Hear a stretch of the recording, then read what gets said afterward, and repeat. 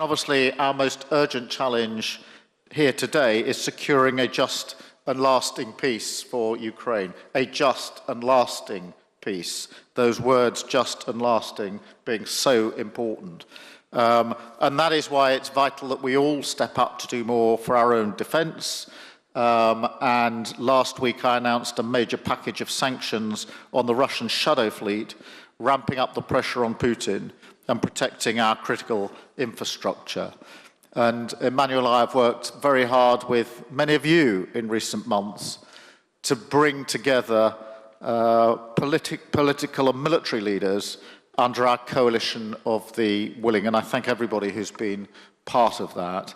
And of course, together with Friedrich and Donald, we joined Vladimir in Kyiv last weekend, not just an important symbol of solidarity and support 80 years after the end of the Second World War, and a reminder that the values that were fought for 80 years ago are precisely the same values that we are fighting for tomorrow, at the moment, in relation to Ukraine, but also an important moment to bring together, and supported by President Trump, the argument about an unconditional ceasefire, that Putin must come to the table for that unconditional ceasefire, and to issue, as we did last weekend, that ultimatum.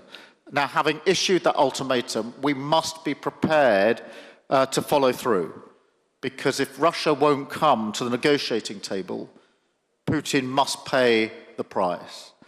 And I think yesterday, as already been mentioned, was further evidence that Putin is not serious about peace. Russia is dragging its feet and playing games, whilst Ukraine has shown itself to be the party of peace. And Vladimir, your leadership throughout this conflict, your leadership in fighting the Russian aggression and the resilience and courage of the Ukrainian people is, I think, something for us all to hold up, but also your leadership in the fight for peace, because it was you that put on the table some weeks ago now the unconditional ceasefire. So Ukraine is clearly the party of peace, and we all need to line up as allies to ensure that we get the ceasefire that is desperately needed and deliver sanctions if that is necessary.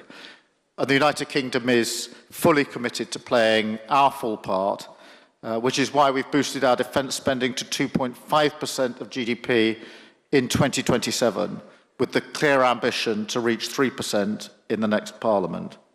And I know others here are stepping up, obviously, as well, so that together we deliver a generational shift in European defence and tackle the challenges that undermine our stability and security.